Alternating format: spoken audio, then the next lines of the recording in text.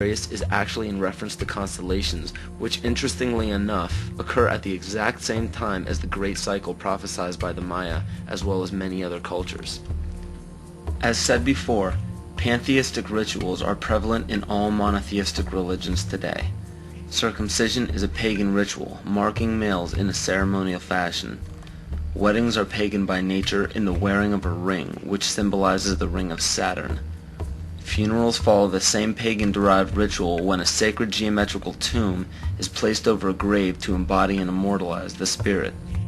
Baptism is a ritual to submerge a child in holy water to symbolize the renewal of life, just as rain replenishes the earth. The Holy Grail filled with wine is a representation of the blood that comes from the birth canal during menstruation, not the blood of Christ. This ritual was taken over by the patriarchal society. Males could not give life as women do, so to symbolize a male giving life was to draw blood, which could only be done by injury. In ancient Egypt, the goddess Isis was the personification of wisdom. Pharaoh Akhenaten changed the warship to himself as he proclaimed himself Amun-Re, the sun god. The word Amen at the end of a prayer spawned from the praise given to Amun-Re. From there, the Hebrews left Egypt and traveled north into the Middle East, where they encountered the Canaanites, who worshipped the god of Saturn, El. The merging of these three gods became the name of the land today, which is known as Isis, Re, El, or Israel.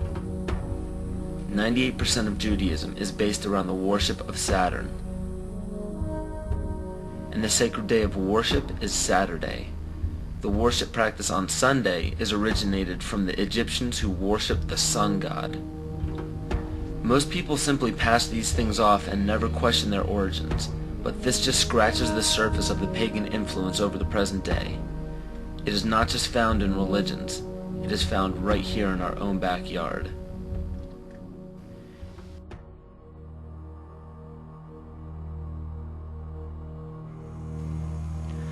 On January 22, 1783, Congress ratified a contract stating that all bills of credit emitted, monies borrowed, and debts contracted by or under the authority of Congress before the assembling of the United States in pursuance of the present Confederation shall be deemed and considered a charge against the United States for payment and satisfaction whereof the United States and the public faith are hereby solemnly pledged. The party that the U.S. owed these loans to? King George. I hope this paints a picture for you of how Great Britain funded both sides of the Revolution. To this day, Great Britain collects taxes from the United States via the IRS. The IRS isn't even an agency of the United States government.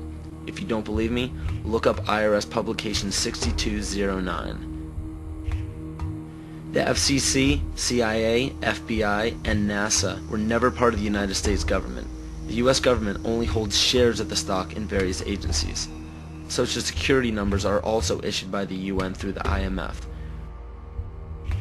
The Civil War, which lasted from 1861 to 1865, was also instigated by Amschel Rothschild to divide the United States and force it into debt with a central bank.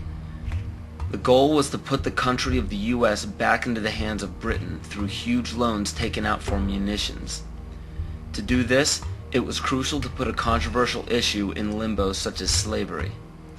Knowing full well that the Declaration of Independence would create an uproar among southern states that depended heavily upon slave labor, it was signed in Philadelphia, Pennsylvania by 35 people, 33 of whom were Freemasons. John Brown was a Mason and a Rosicrucian who was brought to power by William Lloyd Garrison and Senator Charles Sumner, both descendants of the Illuminati bloodline. With the help of the New York Times, John Brown was built up to be a hero in the anti-slavery movement. Ulysses S. Grant, former president, was born Hiram S. Grant. This name was given to him by his father, Master Mason Jesse Root Grant. Jesse Root Grant worked for John Brown's father and then went on to work for E.A. Collins, one of the 13 Illuminati bloodlines. Ulysses S. Grant was brought to power rapidly with help from Collins. From April 1861 to May 1864, Grant went from the rank of private to commander-in-chief of the entire Union Army. Once Grant was appointed president, his cabinet consisted of 8 Freemasons, including Alphonso Taft, which was William Taft's father, who was also an ancestor of Bill Clinton. Jonas Mills Bundy was one of the 13 Illuminati bloodlines, who was also the presidential advisor to Grant as well as the next 2 presidents. And cabinet member Columbus Delano was Franklin Delano Roosevelt's grandfather. In November 21, 1933, President Franklin Roosevelt wrote, "The real truth of the matter is, as you and I know, that a financial element in the large centers has owned the government ever since the days of Andrew Jackson." Abraham Lincoln's father was A.A. Springs, who was part of the Rothschild dynasty. Lincoln's half-brother worked for Louis Cass Pasteur in the Merovingian dynasty, which was the 13th Illuminati bloodline. Pasteur also owned Jekyll Island, which was where the Federal Reserve Bank was created. In the mid-1800s, Abraham Lincoln and the Whigs were trying desperately to keep Andrew Jackson from establishing a gold standard called the Independent Treasury System. Lincoln and his party fought to set up a central bank, making such public speeches as, "Under a gold and silver standard, all will suffer more or less, and very many will lose everything that renders life desirable." This statement resounds elements of scare tactics in this speech and other speeches on the matter given by Abraham Lincoln. They give no real evidence or explanation. In the early 1900s, after a failed attempt for Woodrow Wilson to set up what was called the League of Nations following World War I, Wilson and his advisor, Colonel House, set up the Institute of International Affairs. This institute had 2 branches, one set up in England called the Royal Institute of International Affairs, and the Council on Foreign Relations was incorporated as the American branch in New York on July 29, 1921. Founding members include Colonel House, J.P. Morgan, John D. Rockefeller, and a few others. A national income tax was declared unconstitutional in 1895 by the Supreme Court, but a constitutional amendment was proposed in Congress by Senator Nelson Aldrich. This makes much more sense when you notice that Nelson Aldrich was also known as being the authentic voice of J.P. Morgan and later married into the Rockefeller family.